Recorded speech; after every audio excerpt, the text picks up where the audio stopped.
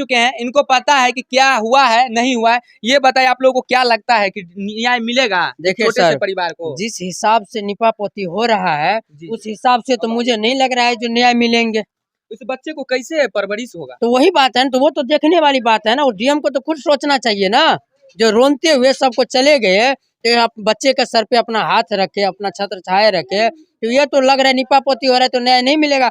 अगर न्याय नहीं मिलेंगे, हम लोग आज इंतजार करते हैं, अगर न्याय नहीं मिलेंगे तो हम लोग अनुमंडल घेरेंगे, और वो घेरेंगे क्योंकि पूरे गांव समाज के लोग एक है।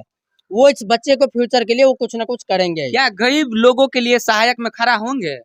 बिल्कुल खड़ा होंगे, क्यों नहीं होंगे।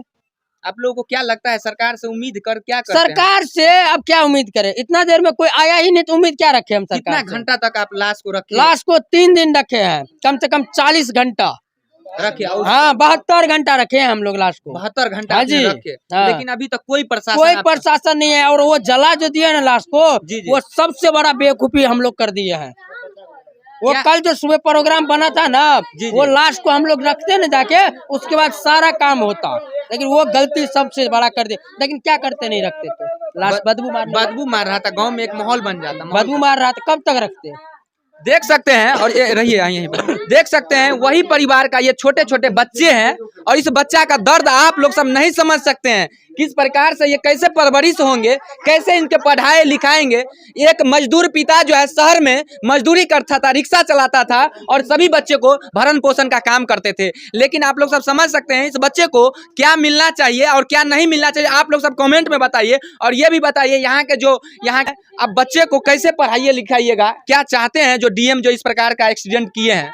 इतनी निकम्मी बड़ा पदाधिकारी हमने आज तक नहीं देखा था। और ये कौन सा पेपर आप रखे हैं? ये पेपर है जो थाना जो एफआईआर कॉपी है, फालतू का एफआईआर कॉपी, जो अपने डीएम साहब को, निकम्मे डीएम साहब को बचाने के लिए पूर्ण रूप से एकदम जी जान मेहनत कर रहे हैं। एकदम वही चीज है, बचाने के लिए उतर चुके हैं पूर्ण रूप से, आंख मूंद के एकदम एड़ी चोटी एक करके। लोकल प्रशासन एकदम, अनुमंडल पदाधिकारी, मधुबनी के पदाधिकारी एकदम एक है। मधुबनी के डीएम को आप क्या कहना चाहेंगे? मधुबनी के डीएम साहब से यही कहना चाहते हैं, निष्पक्ष जांच करके, और जो यहाँ का जो जनता का बयान लेके मधेपुरा के डीएम के ऊपर हत्या का मुकदमा दायर करे।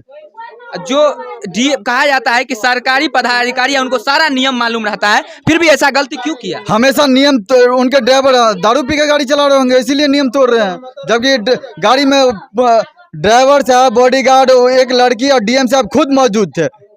उसमें 4 आदमी थे गाड़ी में? बिल्कुल हाँ। कहाँ, कैसे आप बता सकते हैं? यहाँ के पब्लिक ने देखा, उसके बाद घटना होने के बाद गाड़ी खोल के और मोटरसाइकिल मंगा के उसके बाद निकले यहाँ से। लेकिन कहा जा रहा है 3 दिन हो चुका है, कौन लिपापोती का काम कर रहा है इस बीच में? अनुमंडल तमाम पदाधिकारी। किस जगह का ये घटना स्थल है? फुलपरास पवारी टोला का।